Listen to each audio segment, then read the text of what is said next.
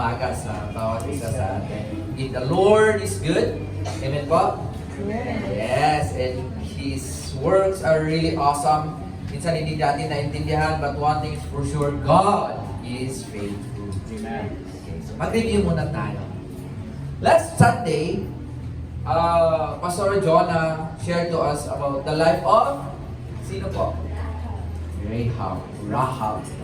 Kung saan kami ni Jess the other day. Minsan pala may season na may favorite character ka sa Bible. Di ba? Sabi niya sa akin, sino favorite character mo sa Bible? Sabi niya sa akin. Sabi ko, for this season, yung si Paul and Silas when they were in the inner cell, sabi ko. Tapos sabi niya, ako si Rahab, sabi niya.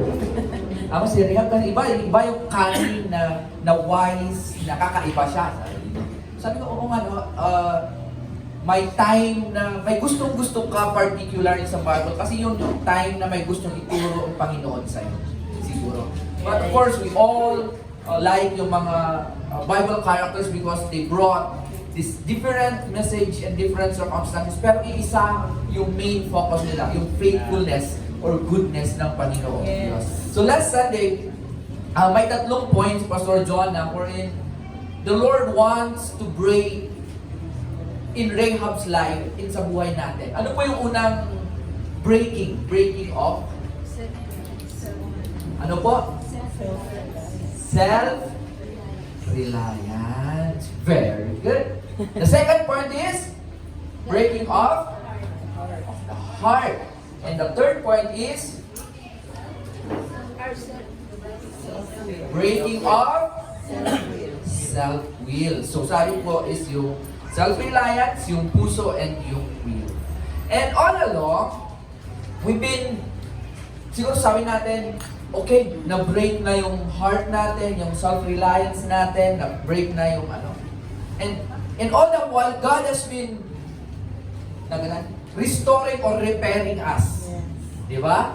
Nakikita natin, yeah, the Lord broke my heart, ang dami niyang brinake sa puso ko. So I'm starting, or the Lord has started His work to restore me para ako yung maging tao na gusto ng Panginoong Diyos. Yes. And all the while God is rebuilding us, while God is fixing us, while God is restoring us, hindi natin namamalayan na tayo na yung nag-build sa sarili natin. So this Sunday, I'm talking with those believers who once in their life just like me, just like the Israelites na nakalimutan nila na yung while nire-restore sila ng Panginoon, parang tinutulungan na sila ni Lord. Lord, ako na mag-restore sa sarili ko. Ang tagal mo naman, Lord, ako na lang. Kaya yung straight na supposed to be straight, naglilin na siya. Ang tawag ito? Tumutumba na siya. Instead na straight siya, tumutumba na siya. So this Sunday, I want to talk about this topic. The Master's Plumb Line Alignment before Assignment. Amen. Diba? Minsan, na-out of line na tayo. Minsan, dahil gusto natin, ako na lang mag-align sa sarili ko, medyo nababagalan ako sa trabaho ng Panginoong Diyos. And nakakalimutan natin na sa paggawa natin, dun sa gusto natin ay natutumba na pala tayo. I want us to read the book of Amos, chapter 7, verse 7 to 8. Sabi niya, this is what he showed me. The Lord was standing by a wall that had been built through two plumb, with a plumb line in his hand. And the Lord asked me, what do you see, Amos? A plumb line. I replied. Then the Lord said, look, I am setting a plumb line among my people Israel. I will spare them no longer. Father, we thank you for your grace and for your love. Kasi ayaw mo po na mabuhay kami in a leaning foundation. Gusto mo, Panginoon, na yung foundation namin is set on you. Set on that foundation na gusto mo, Panginoon. Set dun sa cornerstone na ginawa mo, na inayos mo na para sa amin. And we thank you for this very time, reminding us from your word, oh God. This is our prayer in Jesus' name. Amen. Ayan. So, pumunta ako sa DIY kahapon, naghanap ako ng plumb line. Tapos tinanong ko yung sales lady, sabi niya, "Sir, ano yung plumb line?" Sabi niya, "Ano yung plumb line?" Sabi niya. Sabi ko, yung may ano, kasi hindi ko alam yung Tagalog niya. Yung may tali na ginagamit ko para makita mo kung straight or hindi, dapat i-describe ko. "Sir, ano yun?" Sabi ko, so sinerch ko sa Google, "Ito po," sabi niya. Kulong pala, sabi niya. Ay, marami lang nakakala ng plumb line. Yung mga bata, ito ang plumb line. Kulong sa Tagalog. So, sabi niya, ay, wala kaming ganyan. Sabi niya, nag-explain ako ng plumb line. Sabi niya, ay, wala ko kaming ganyan. So, pumunta ako lang sa ibang bilihan. Sabi nila, "Sir, hulog po kasi ang tawag namin yan." Sabi niya. Pero sa English, plumb line po ang tawag. Okay? So, sa construction, dun sa mga gumagawa ng building, sa mga bahay, sa malalaking, basta sa mga gumagawa ng mga bagay-bagay, plumb line is very necessary or isa sa pinaka-importanting gamit ng mga nagko-construction because it shows kung straight ba yung ginagawa nila na wall or poste or kung naglilin na ba siya. Ang plumb line, hindi mo siya pwedeng dayain because yung gravity, pinupul niya yung plumb head para yung linya ay mas straight. Hindi mo pwedeng dayain yung gravity kasi. Paano yung mga plane, di ba? Pwede silang bilpad.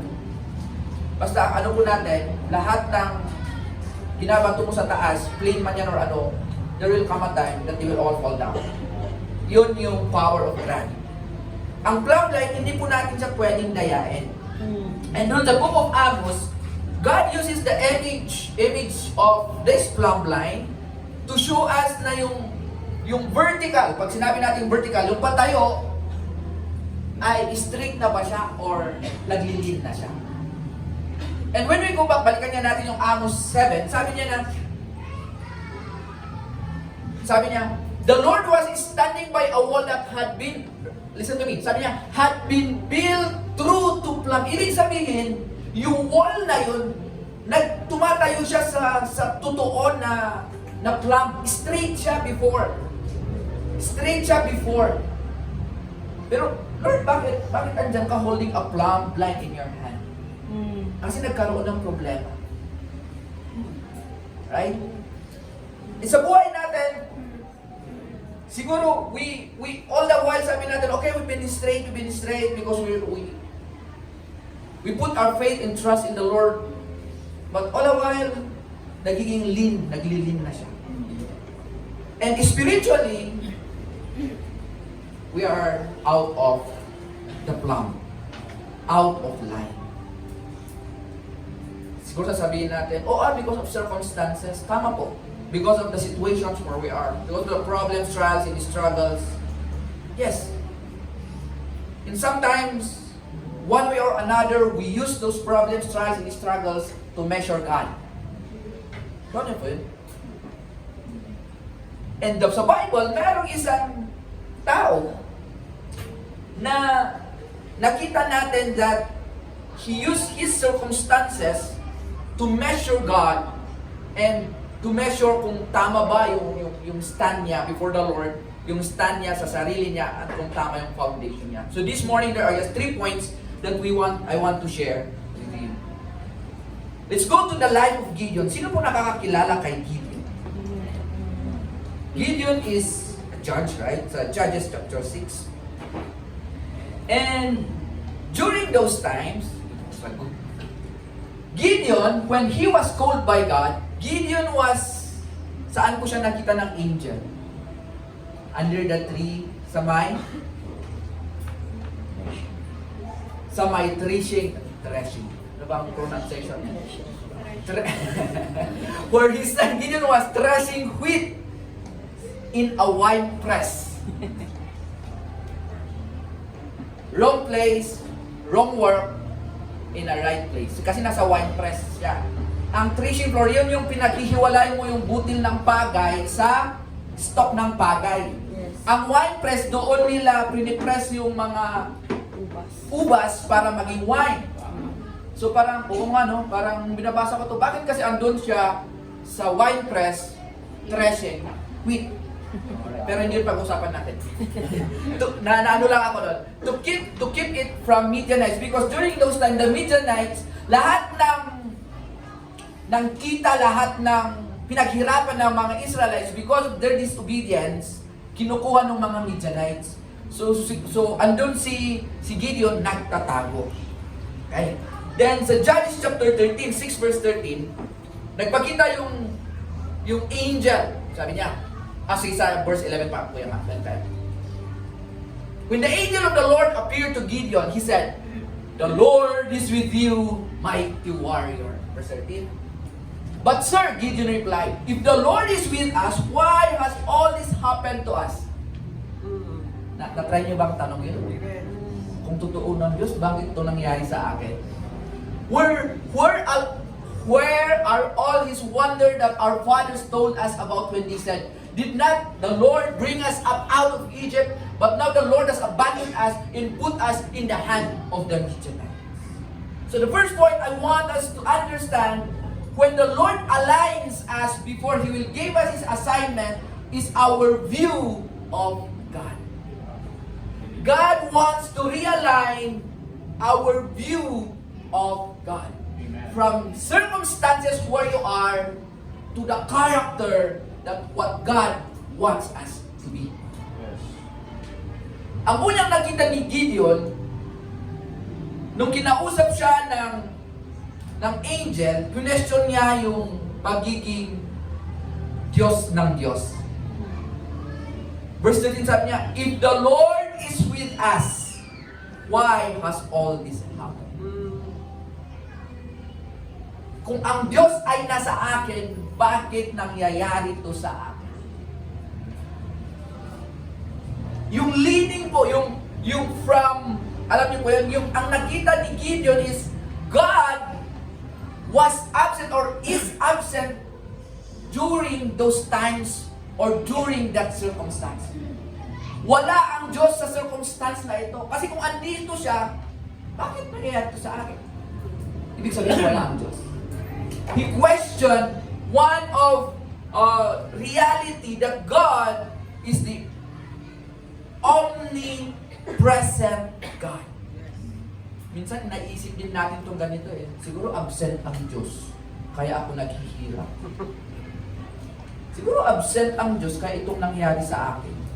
Siguro absent, no?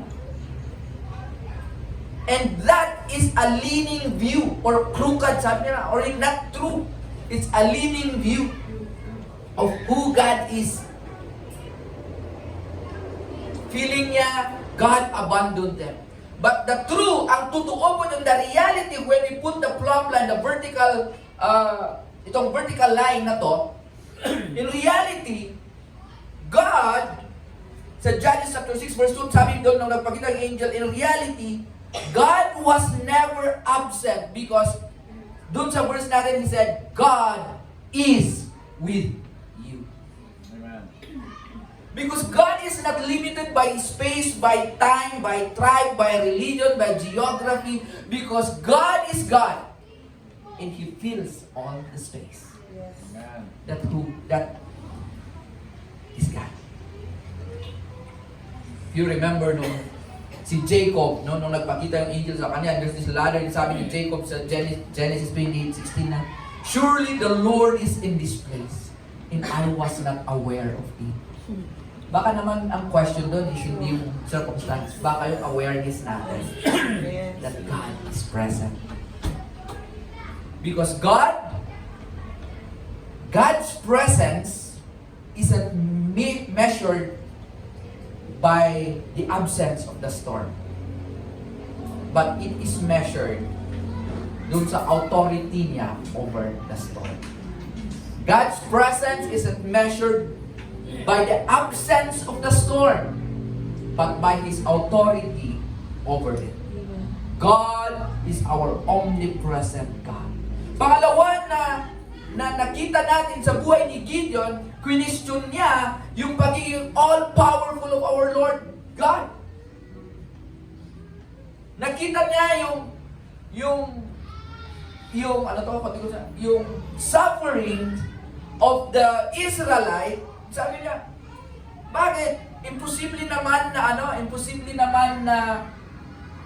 na kaya namin gawin to, o kayang gawin ng Panginoong Diyos to. In reality, when God called Gideon from the 30,000 up to 300,000, hindi niya nakita during those times, at doon lang niya nakita that God indeed is the powerful God. How? By thinning or binawasan niya yung army hanggang sa naging 300 sila to prove that God is the Almighty and the All-Powerful God. Amen. If you would remember also yung during the time of Jesus Christ when He fed the 5,000, no, sa John chapter 6. Saan po nanggaling yun? It did not come from abundance. It comes from 5 loaves and 2 fish. And it became a feast. So siguro sa atin ngayon, meron lang tayong kakaunting pinakahawakan. But you know what? The little things that you're holding, if you bring it to the Lord's presence, in the presence of our Lord Jesus Christ, God will multiply. It will become more than enough. Amen. Yung more than enough na need natin. Because in the hand of the Creator, thin things, small little things, small little resources can be turned into a more than enough. Because God is the omnipotent God. Another view of God na kailangan ma-align sa kay Gideon during this time is yung magiging all-knowing ng Panginoong Diyos. Iniisip ni Gideon niya, siguro hindi nakikita ni God yung pain. Hindi nakikita ni God yung totoong nangyayari sa amin. Kasi if He is God, bakit ako ganito? If you will remember when the angel of the Lord nagpakita sa amin niya na, ako, you will call me a mighty man of valor? Hindi mo ba alam na sa buong clan namin kami ang pinaka-weakest? At sa clan namin, yung family namin, ang pinaka-weakest. At sa family, ako yung pinaka-weakest. Sabi nung isang narinig kong preaching, ako ang pinaka-kulelat, sa pinaka-kulelat. Sabi niya, sobra namang ano yan. And sometimes, ganun po tayo sa sarili natin, di ba? We put ourselves so down. Kasi feeling natin, hindi naiintindihan ng Diyos at hindi alam ng Diyos na tayo or yung weakness natin and even our strength. But lo and behold, when the angel of the Lord sabi niya, mighty man of valor. That was before he will fought the Midianites. That was before Gideon sabi niya, oo nga. Because God is the all-knowing God. He knows yung mga pinagdaraanan natin, alam din niya yung pain mo, and alam niya yung plano niya for you. Just like Gideon when he was called a mighty man of valor. Because God is the all-knowing God. Kasi even sa book of Psalms, no, sabi niya na, before a word will come out of your mouth or tongue, the Lord knows it already. So yun yung isang question. And ang isa pa, na question niya is, the God who, or one of the character or attributes of the Lord is the immutability of God. When we say immutability, the unchanging God. Pag yung binasa natin kanina sa verse na, asaan na nga yung sinabi ng mga leaders or elders namin na ginawa niya before? Bakit hindi niya gagawin ngayon? Ibig sabihin, nag-expire yung nag-expire yung pagiging God ni God? Kasi bakit hindi niya gagawin ngayon? Right? But in reality, God reminded of His covenant. God's work and God's word never change. Sabi niya sa Malakay 3:6, "For I, the Lord, do not change. Therefore, you are not consumed." Because God passed through the sacrifice alone, proving the promised rest on His unchanging nature, not our performances. Yun yung promise niya po kay Abraham. Right? So for us to understand, yung apat na view na yun, yung four view of who God is, yung nature ng ating Panginoong Diyos, His attributes, dun sa mundo natin, in our, sa season natin ngayon, kini-question natin yung pagiging omniscient ni God, sinasabi natin na, oh, ako, kaya ko to, I have to figure it out myself. But in reality, God's omniscient knows what you've been through, what's been going on to you from the beginning to the end. Because God is the omniscient God. In our modern world, sasabi natin ito yung mga crooked view or leaning view. Sinasabi natin na, oh, ang problema ko ang laki-laki, wala nang solusyon. Hindi kaya ng Panginoong Diyos ito. And sinasabi ni Gideon during his time, sabi niya, the enemy is too big. But in reality, He creates with a single word during creation. That's how powerful our God is.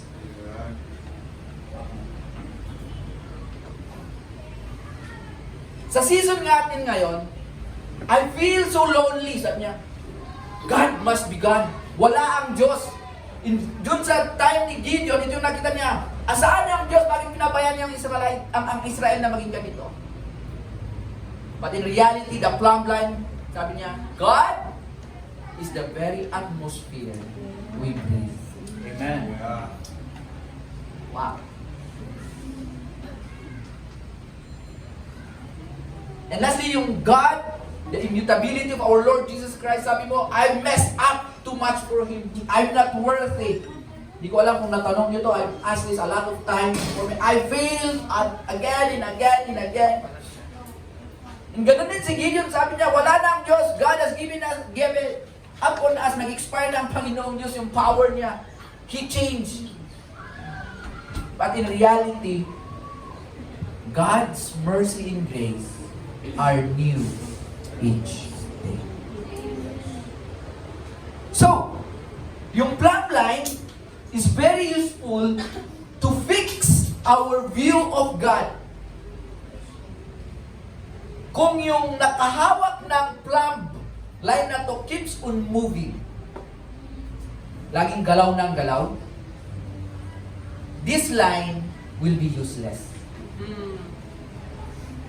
But we praise God because God, the omnipotent, the omniscient, the all-knowing, all-powerful, all-present, and the never-changing God is the one holding Amen.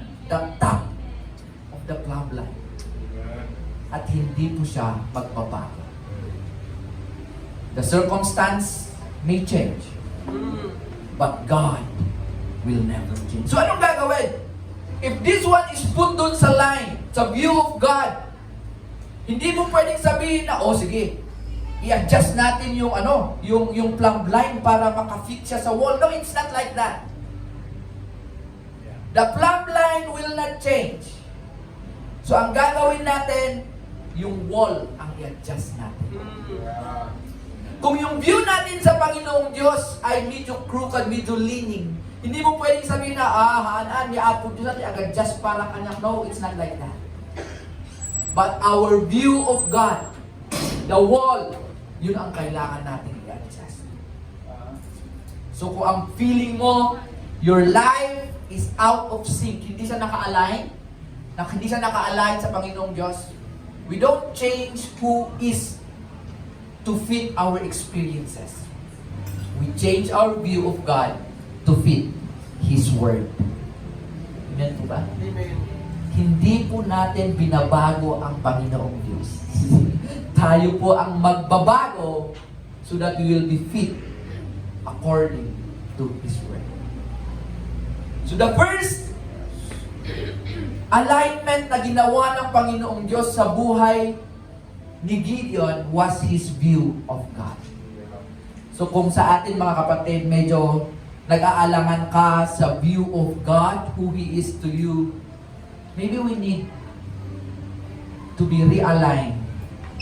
We need this plumb line para ma-realign sa purpose and will ng Panginoon. Pangalawa po na ni-realign ng Panginoon sa buhay ni Gideon was his identity. Who is he? Sino ba siya? And during that time, dun sa wine press, tinawag na wine press vision because that was the time that the Lord showed Gideon na one of the leading parts sa buhay niya is how he view himself. He is out of plumb. Imagine, nagtatago siya dun sa wine press. Ginagawa niya yung nagtitress siya ng wheat.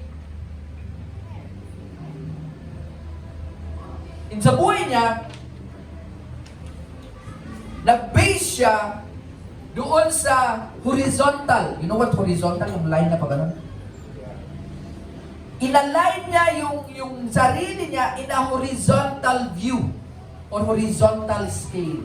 Comparing himself to the Midianites. Comparing himself sa mga tao around him. Aminin man natin at hindi, minsan ganito po tayo. Yung anak namin, sabi niya, galing na sa taas, why kasi always kuya? I'm the middle child, why always me? Why not kuya? Tapos kung masasabihin ka, you go take a bath na, why kuya? Diba? Minsan may ganun tayo ngayon. Na, why me? Bakit siya hindi? Or one way or another, bakit sila lang? Bakit ako hindi? In ganun yung ginawa ni Gideon. Because sometimes we use instead of the vertical view, instead of looking up to God, we're using it the horizontal view. And the world is so tricky about this. Kung hindi mo siya ma-identify, unang i-question mo is your value. Yung value mo, yung worth mo. The world will say, you will be valuable if you will perform well. Mali ba yun? Mali mo ba yung performing well? No, it's not. But if that's your focus at sasabihin mo, yes, I'm good because I'm like this. Yes, because kung yun ang magiging standard mo para sasabihin mo that you are valuable, well, there's something wrong. There's something wrong. The world will see you as an asset because of the things that you can and you are doing. You are only good as your last success. Okay ka kasi naging successful ka. Pero kung hindi ka na successful, huyo ka na. But God sees us in the vertical view. Yung placement, it's not what you have done, but it's what the Lord Jesus Christ has done on that cross. Yes. That's your placement. Your value is not based on your performance, but in your placement, in your place. Ephesians 2:10 sabi na, you are God's masterpiece, and that's who we are. 1 John 3:1 sabi niya, you are the beloved child. Hindi sinabi ng Panginoon na gawin mo to, gawin mo yan. No, it's not. Sabi niya na believe in the Lord Jesus Christ. At saka sa ginawa niya sa cross para sa'yo. The world will say, you are what you do, but God says, you are whose you are. Yes, amen. Kanino ka ba talaga?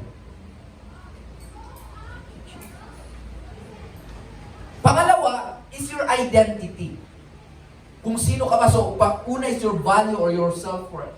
Pangalawa na inaatake ng kaaway o ginagamit ng mundo for us is our identity. Sa social media, sa season na to, people are more on the likes sa Facebook, di ba? Yes. Kung ilan kaya yung nakagusto sa akin, ilan kaya yung naka-heart react, ilan kaya yung di ba? It's more on the surface. Our identity is based on the surface that kaya mong gawin. Nakakalimutan natin that God identifies us kung ano yung nasa puso natin.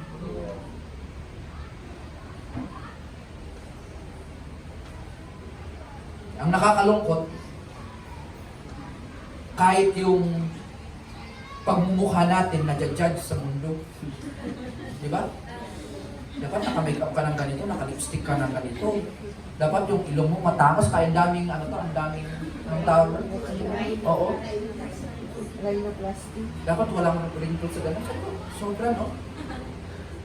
And that's how the world tries to identify who you are based on the outward appearance.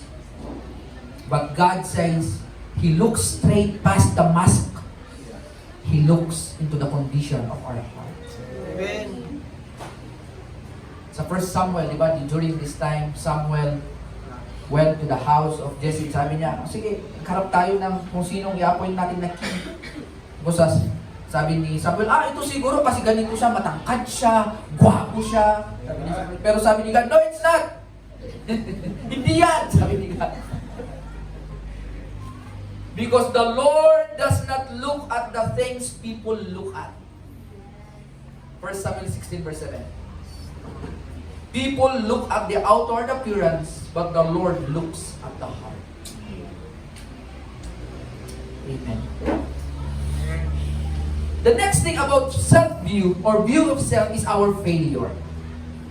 Sa dinami-dami ng ginawa mo, pag gumawa ka ng 99 na maganda, pero gumawa ka ng isang mali, ang iisipin ng mundo sa'yo is your failure. If I'll give you a pad of paper, tapos maglagay ka ng isang dot ng ink doon, ang papansinin ng mga tao is yung dot ng ink. Hindi, may dot ng ink dyan. Sometimes the world is like that. They are focused on our failures and we are considered discarded, hindi ka na need. Pag may isang kamali, alam niyo po yung ano to? Yung asawa ni IZ, yung six-sex ba? Sinusundan niyo din ba yun? Yung pastor. Yung pastor si Alvin na nakita. Kung hindi niya alam, okay lang. Pero nakakalungkot lang, no? That's true, yes. Sabi ko nga sa akin, buti pa nga siya, very bold siya magsabi na pupunta siya sa hell kung hindi siya magre-repent. Hindi ba yun ang gospel? If you will not repent, if you will not accept the Lord Jesus Christ as your Lord and Savior, eventually you will go to hell. But praise God, because God is gracious, He's giving us time to repent and to accept Him as our Lord and Savior. Pero yung statement niya na yun hanggang ngayon, the cancel culture where we are in, they are canceling Him. Yes. Sabi ko, sana mas marami pang Alvin na ganito kabul. Siguro may maliman sa in his view of other things. Pero yung statement niya na yun, sabi ko, right? And the world will discard you, will cancel you. And the world will define you because of those mistakes. But in God's kingdom, mistake is where grace begins. Thank you, Lord. Amen. Thank you. Grabe, no? Dahil sa pagkakamali natin, and because of what the Lord Jesus Christ did on the cross, grace begins.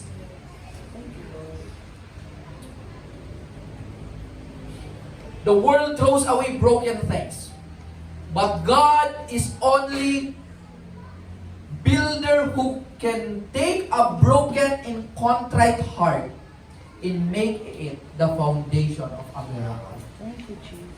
Yung brokenness mo, yung mga pinagdaraanan mo, God can take it and make it the foundation of His miracle.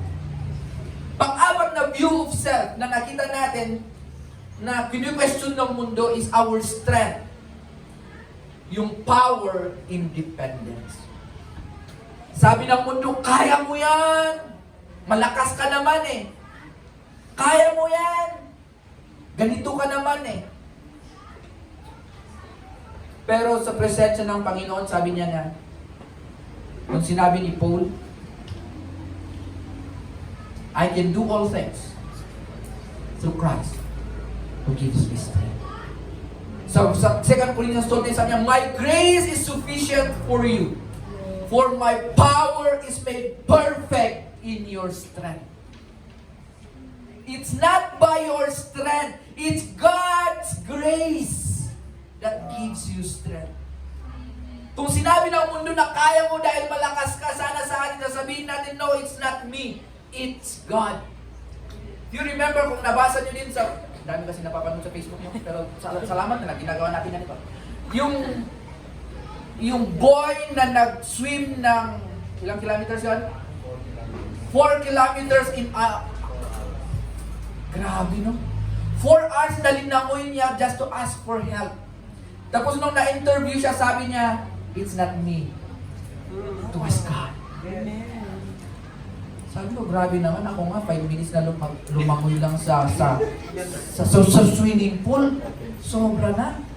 Isya pa kaya na ilang oras niyang linangoy yung ocean po yun na may mga waves. Sabi ko, grabe, indeed, it's not Him. It was the Lord. So pinag-usapan natin na yung view of God and view of self. Alignment precedes your assignment. Before Gideon could save a nation, he had to stop measuring himself against the Midianite. He had to stop measuring God doon sa circumstances niya. And he would start measuring God in himself based on the Word. You might feel like a failure today, but the vertical view, yung view natin, sana tumingin tayo sa taas, sasabihin natin, Lord, it's not me.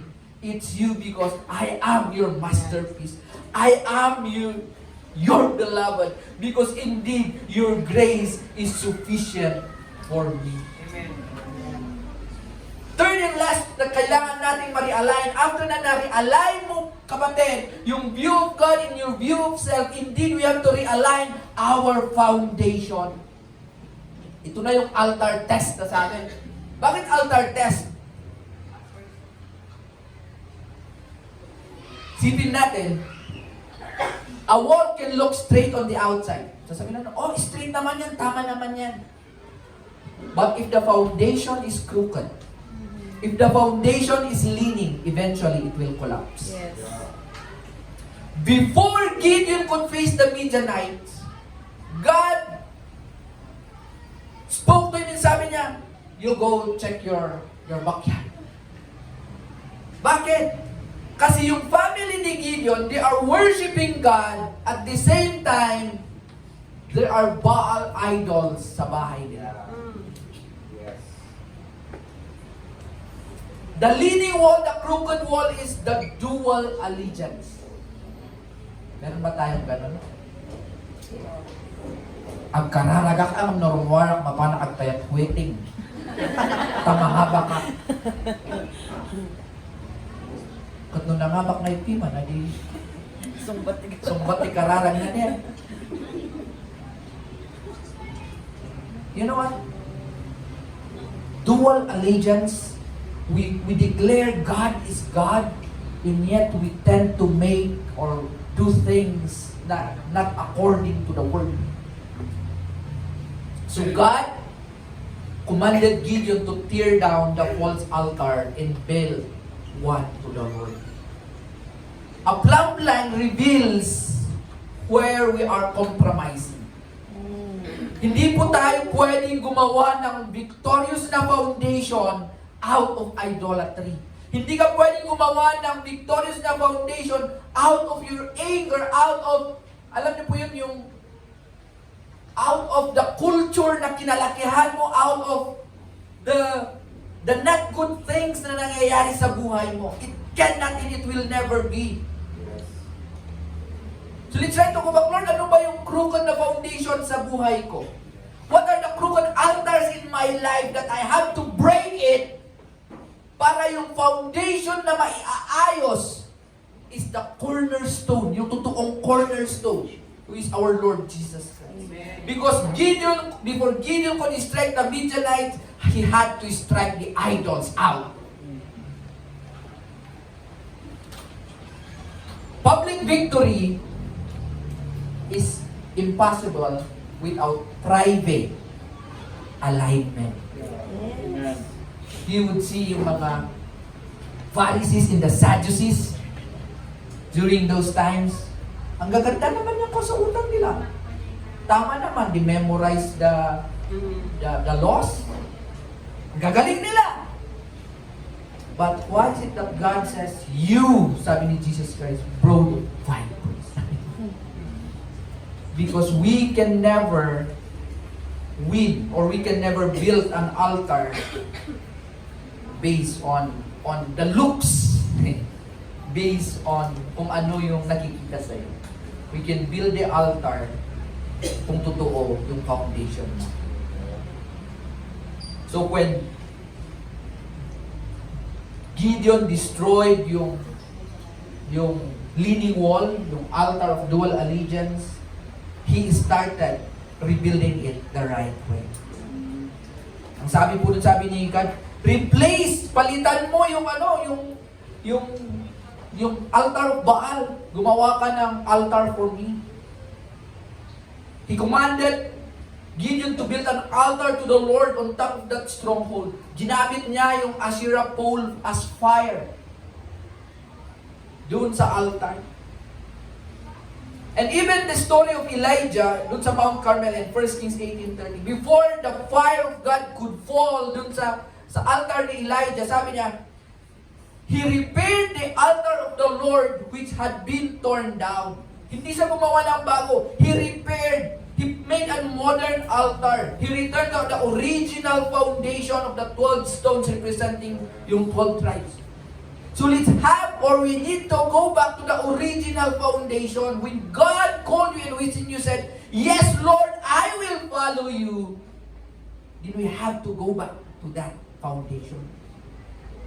If it needs tearing down para maayos yung foundation natin, let's obey. If it needs na kailangan mong sirain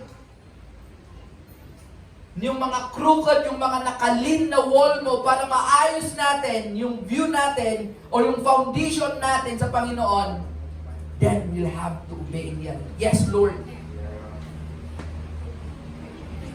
The Bible is very clear.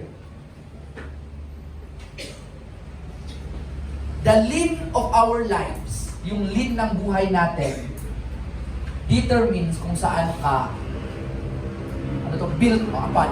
Saan ka ba na-foundation? Are you built upon the rock of our Lord Jesus Christ? Or you are built upon other things? So ano ngayon? What will we do then? So 1 Corinthians 3:11, sabi po doon, for no one can lay any foundation other than one already laid, which is Jesus Christ. Just as Gideon has cleared his father's backyard doon sa mga idolatry in Asherah poles, we have to clear our hearts as well. Amen. The cultural altars, the idols of approval, yung comfort natin, yung self-reliance natin. And let's try to ensure that Jesus Christ is really the sole foundation ng buhay natin. Pero paano ito mangyayari? How? Gideon din, sinira niya yung Asherah pole in the Baal altars at night because he was afraid. Hindi dun sa kung anong gagawin ng mga tao sa kanya. But God has blessed him. God has blessed his obedience. Because he need to be aligned or tama yung correct, yung alignment niya sa Panginoon. Siguro yung sa atin, the altar test for us this season, what is under your surface? Ano yung nakikita kang ganyan, pero ano yung totoong ikaw? Saan ka naka-foundation? You may look upright at church. Diba, meron sa atin, kumusta ka? Okay lang ako bro? Okay lang ako sis? Pero sa totoo, kumusta ka? Kumusta yung foundation mo sa bahay? Kumusta yung foundation mo financially? Kumusta yung private life mo? Meron bang kailangan sirain? Because we cannot build our mighty warrior identity in an idolater's foundation. Hindi ka pwedeng sabihin na I am a warrior and yet you have idolatries in your heart. The next question is Christ the cornerstone of your life? Is Christ the cornerstone of your life? A cornerstone is the first stone set in masonry structure. Lahat ng bato na ilalagay mo doon, dapat nakaset siya sa reference point. If your cornerstone is anything other than Jesus, you are building a leaning wall. So ano ngayon ang gagawin ko? After listening, after hearing those things, then I think it's just time and proper for us to offer our rubbles. Offer your rubbles. I-offer natin kung ano yung mga bagay-bagay na broken sa puso mo. And sabihin mo, yes, Lord. Here I am. Because the Lord sa Psalms 51:17, the sacrifices of God are broken spirit, a contrite heart and a broken spirit. Basahin nga natin yung kuya. Psalms 51:17. The sacrifice of God, ito yung kagustuhan ng Panginoon, are a broken spirit, a broken and a contrite heart, O God, you will not despise. Ito yung hinahanap po ng Panginoon sa atin. God, siguro iniisip mo, God needs or wants your strength. No! God is more in need of your obedience. A broken heart is like a cleared construction site, ready na maglagay ng bagong pundasyon. Sa Luke 18, Jesus Christ compared yung tax collector and the Pharisee, no? The Pharisees boasted of his straightness. Pero yung tax collector admitted that he is a sinner. Jesus declared that the one offered the rubble of his heart is the one who will go home justified. So mga kapatid, this very time, no? As we go to the Lord Jesus Christ, and as we prepare for that assignment that the Lord has prepared in advance for us, may we go to the Lord and sabi na, Lord, here I'm offering my brokenness, I'm offering these rubbles, I'm offering this leaning wall, this leaning foundation. We don't need to strive to be straight by our own might. All we need to do is to anchor ourselves to our Lord Jesus Christ. Di mo na kailangang magbait-baitan kasi hindi mo kaya, kapatid. Di mo na kailangang ipakita that you are strong, that you can overcome because you will fail. All you need to do is say, Lord, I need your grace.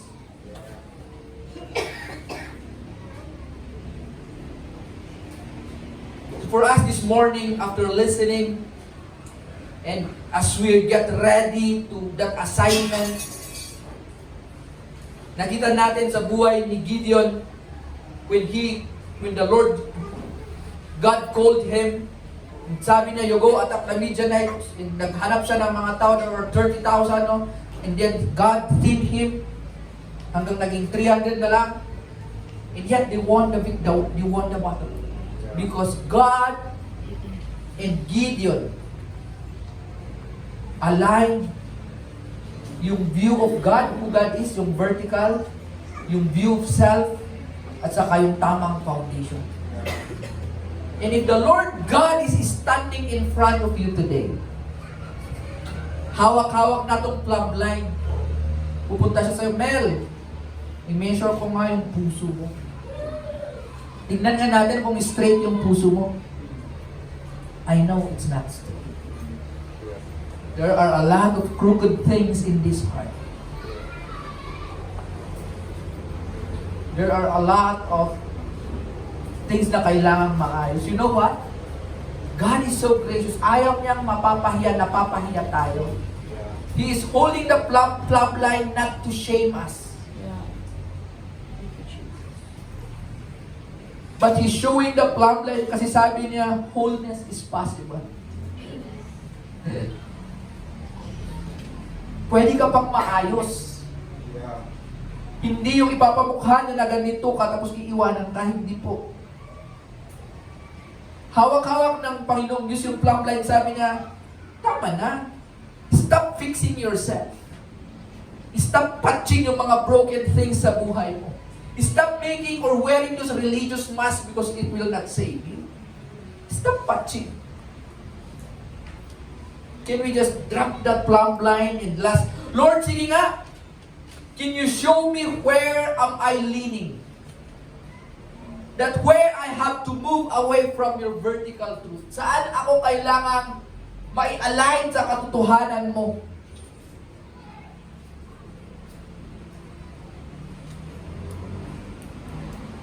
Can we just offer the rubble of our hearts and bring your brokenness before the Lord, before the altar? And let the master builder anchor you to the cornerstone. Because brothers and sisters, we cannot build on a blind, we cannot build a blessing on a lie. Hindi pwedeng gumawa tayo ng mga bagay-bagay doon sa mga lie na naririnig, lie of who God is to you, lie sa view mo sa sarili mo. But God can build a masterpiece on a broken spirit. That's the only time that God will build your life, build your view of God, build your view of yourself, and build the right foundation. Amen. All you need to do is to offer your rubble before us. Amen. Amen. Can we just stand? Can we all stand and Lord,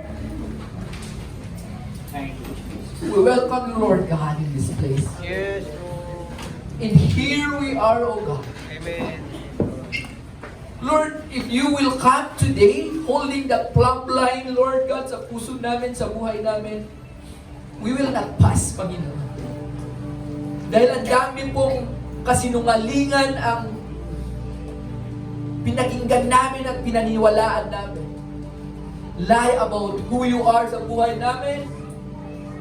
Yung lie, Panginoon, na sinasabi ng mundo na dapat ganito kami para maging acceptable kami.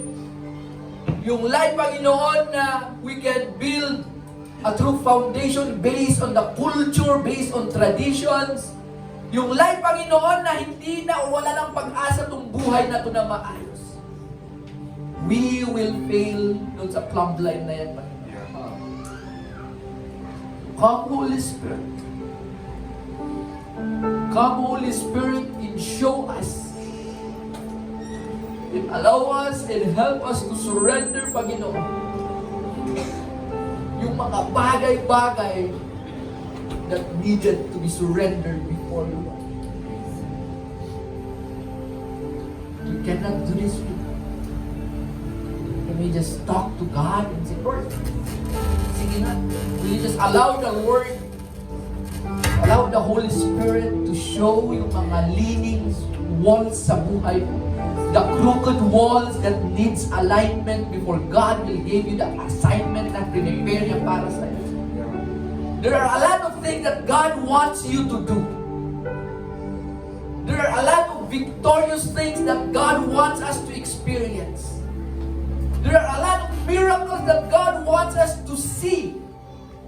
But sometimes we are being blinded by our view of who God is based on the circumstances. Based on our view of ourselves that we are so weak that we are wala kang kayang gawin. Yes, that's true. You are weak. Sasabihin mo na sa sarili mo lamang. But God will empower us because that's His promise. God will enable you because that's His promise. You are His beloved. You are precious before Him. Oh God, come, Holy Spirit.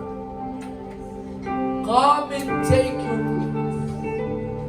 Come, O Lord, and have your way. And show us, Lord God, the leaning wall, the crooked walls that needs to be replaced, that needs to be realigned, that needs alignment, Panginoon, sa salita. Hallelujah. Yes, Jesus.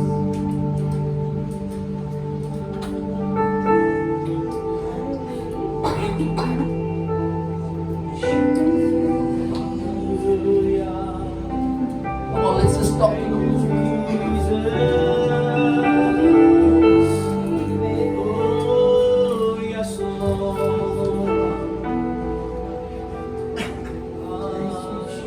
Come on, let's just come on, let's just talk to the Lord. Yes, Lord God, come. Yes, Lord God, can we just humble ourselves? Thank you, Jesus. Thank you,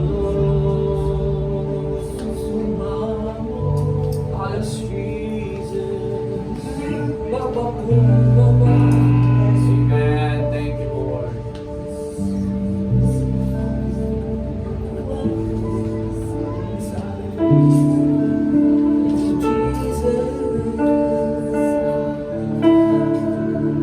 Glory to you, Lord God, as we worship you.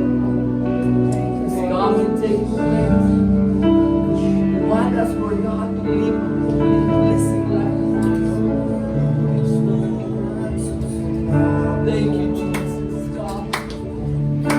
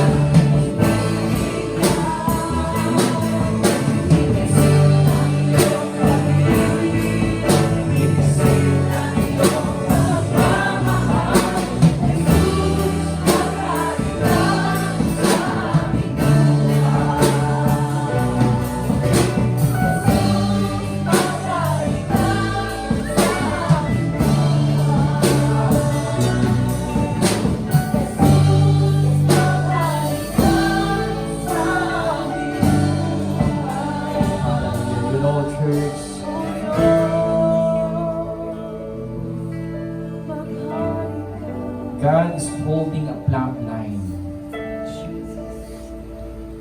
to emphasize that He is the ultimate standard. Hindi lamang ng righteousness and justice. The ultimate standard sa kung paano tayo nabubuhay bilang isang tao. Siguro iniisip ng iba sa atin, kaya nga ayokong magpa-align dahil ayoko ng assignment. Marahil yun yung iniisip ng iba. Ayoko ng assignment. Maybe some of us, tinatakbuhan talaga yung assignment mula sa Panginoon. But in reality, the reason why God created us at nilagay tayo sa mundong ito, ibig sabihin, meron tayong gagawin. We have a purpose. And that purpose is to do the will of God, the assignment ng Panginoong Diyos sa ating buhay. And you know, this is a wonderful privilege. Yung magkaroon ng assignment sa dami ng mga tao na pwede niyang gamitin para gawin yung kanyang purpose. Isa po tayo sa mga pinili ng Panginoon. But we are reminded today that God is more concerned sa buhay po natin kaysa dun sa pinapagawa niya sa atin.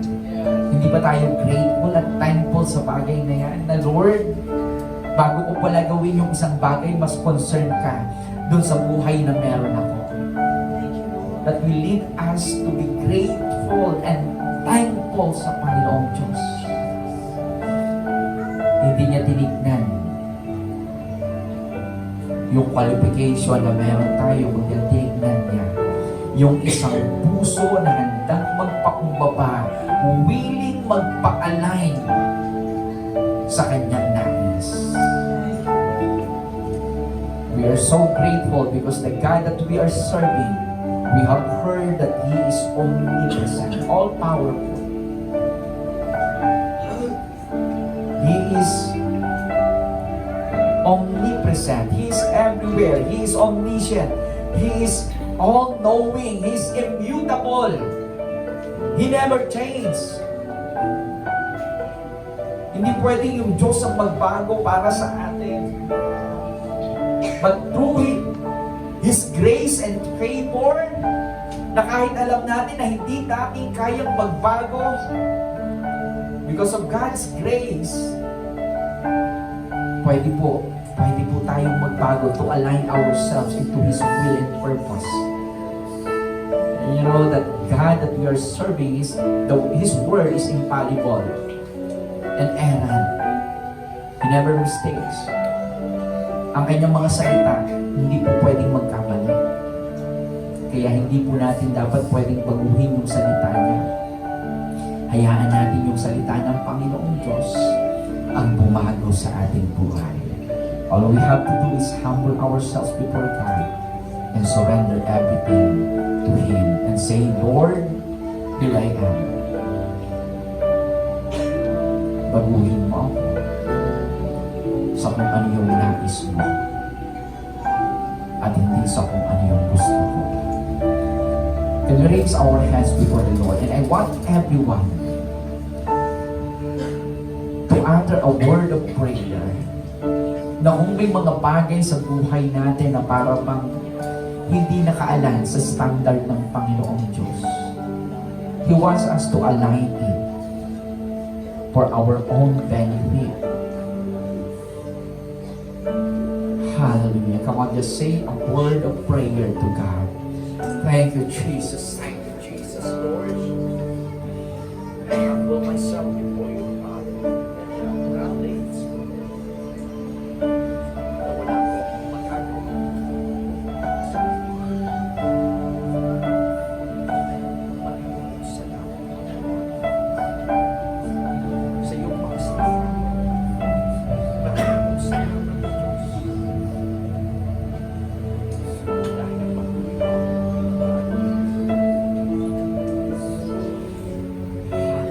Thank you, Jesus.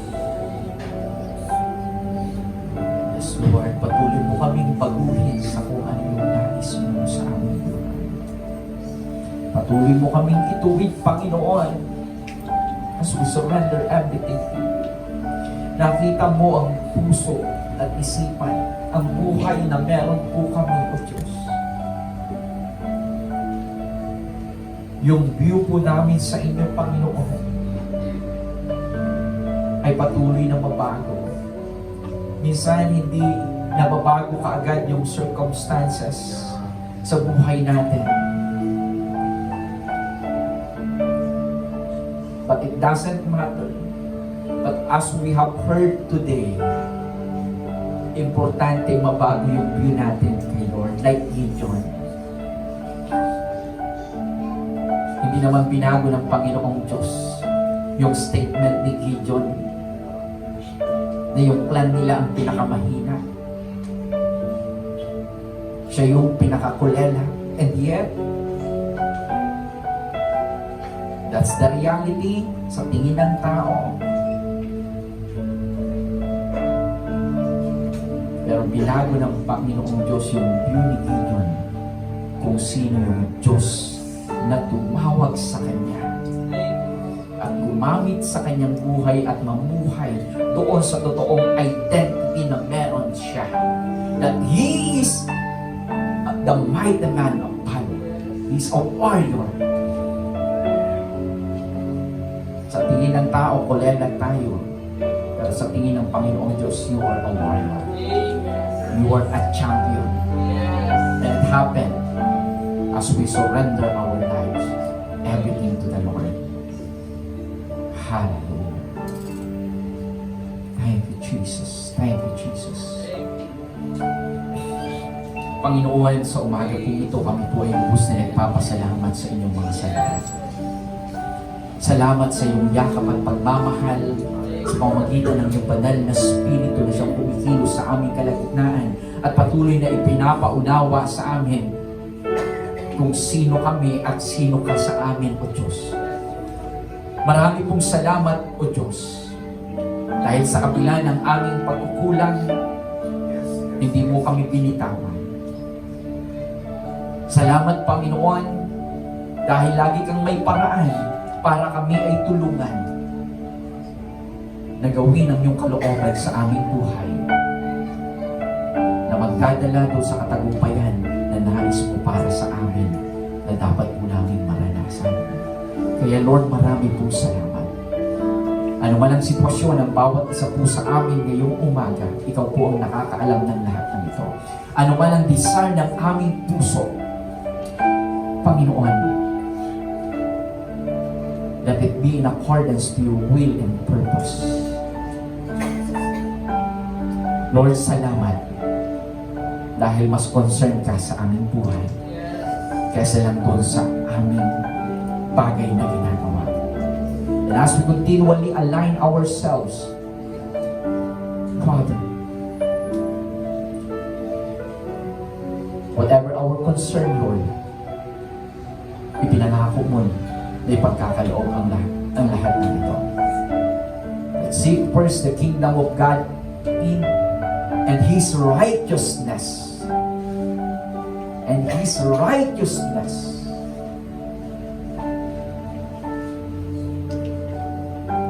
All these things shall be added unto us. Lord, thank you. And thank you so much, Father, for giving us the courage, giving us the chance once again, Lord, to walk according to your calling, your divine calling, sa mga profession, sa mga trabaho na meron po kami. Lord, I know that you have called us, Father, and you have given us an assignment, Lord, to do your will, na sa lahat po ng bagay na ginagawa po namin ay magbigay ng kaluguran sa inyong dakilang pangalan at magsilbing pagpapala sa mga tao na nakakasalamuha po namin na kahit po sa aming mga pamilya, Panginoon, meron po kaming assignment. Gamitin mo ang aming buhay. I thank you for the full portion of your anointing to each and every one of us. We are not defeated. We have the victory, Panginoon. At walang anumang gawa ang kaaway para kami ay hadlangan doon sa bagay na pinapagawa mo sa aming buhay. Salamat, Panginoon, sa pribilehyo. Purihin at sambahin ka. Thank you, Jesus. Thank you, Jesus. Come on, say thank you, Lord. Thank you, Lord. Thank you, Father. Lord, salamat, Panginoon. Pagpalain mo po ang bawat isa sa amin. Continue to be with us, Lord. At hayaan mo na mamuhay kami sa pagpapala, sa grasya mo, sa pabor at sa iyong habag, Panginoon, sa araw-araw. Hindi sa kung ano yung sitwasyon na nangyayari sa aming buhay, hindi nakadepende doon, Panginoon, sa kung paano kami dapat mabuhay. Kaya merong dahilan na patuloy kaming magalak at magpasalamat po sa inyo, Panginoon. Purihin at sambahin ka. Lord, today, we even declare healing to those who are sick sa mga member ko ng aming Panginoon. In Jesus' name. Yes, Lord. Yes, Lord, we pray, Father, for Brother Jason. Yes, oh God. Lord, Thank you. who are struggling in the area of health kay Jason Ilap. Yes. Lord, I pray for your touch and your healing upon his body in the name of Jesus. Yes. In the name of Jesus. Yes, Jesus. Hallelujah. Thank you. Lord, I thank you for giving us always the good health, physically, emotionally, mentally, and spiritual strength na kailangan po namin para kami ipatuloy na maging matagumpay, Panginoon, sa buhay po na ito. Salamat sa inyong lingkod na ginamit ngayong araw na ito. Thank you for the life of Brother Mel. Thank you for using him mightily for your kingdom and glory. I pray that you will continually enlarge his territory, the wisdom, the knowledge that he has.